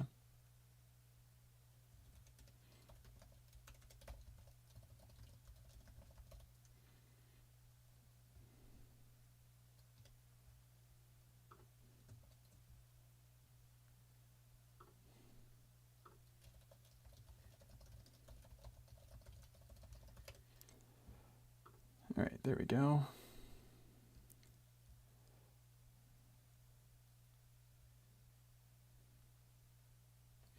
And also,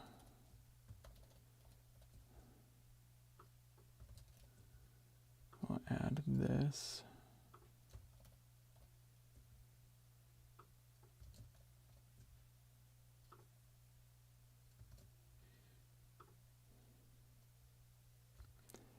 Okay, and then we can look at Epic Stack example, and we see those there. Dogs barking. Yeah, you all can hear that, can't you? That dog.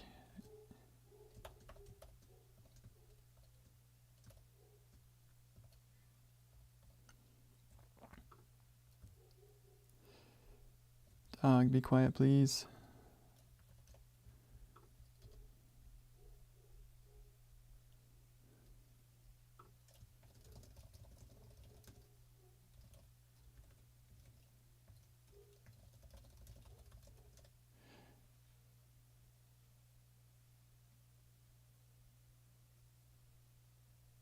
Okay. The dog's still sort of barking, but we gotta go.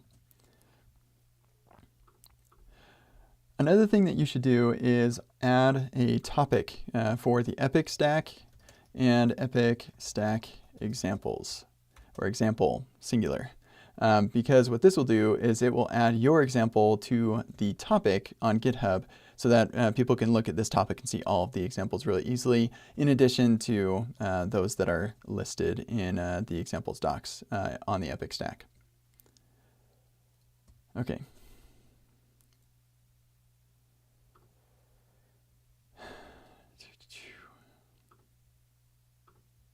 There we go.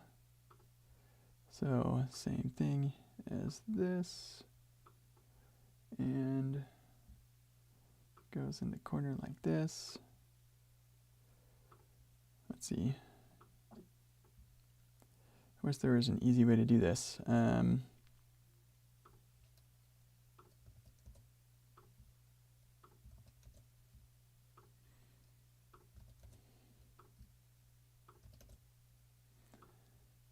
cropping. There is an easy way to do this. 316 and 260. Sweet.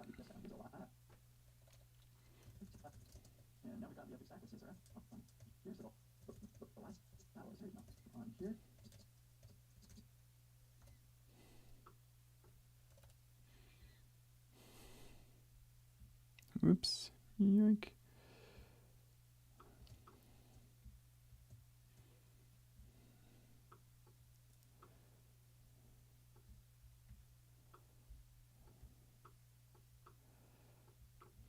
Need to fix the audio also. The tricky thing is that when the audio is shorter, my highs and lows, there aren't as many, and so normalizing often leads to the little clip being louder than the rest of it, so I had to listen to it like this. The Epic stack with CSRF on here. Another thing that you should do is... Yeah, it is a little bit louder. So we'll just lower it a bit, and then we'll come in here. Let's make sure that this is lined up properly. Huh, that's weird. We just lost a frame at the beginning of this somehow. Yeah, that I have seen that before.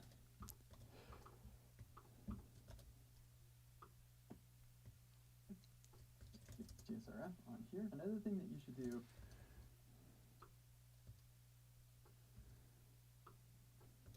CSRF on here. Another thing that you should do is add a topic for the Epic stack and Epic stack examples. For example, singular. Because what this will do is it will add your example to the topic on GitHub so that people can look at this topic and see all the examples really easily, in addition to those that are. And we're going to do a freeze frame because changing tabs here is distracting.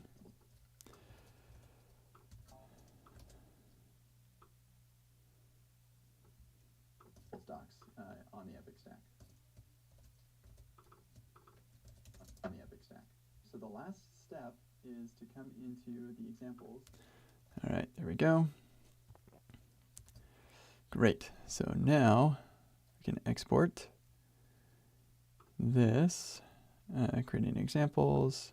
I'll go to the desktop, export that. And then maybe I want to make a very tight version of this so that I can post that to Twitter. I mean, I could post this whole thing to Twitter, but I think the tight version is better. So we'll look at doing that when we're done exporting this. But I am going to take an extended break.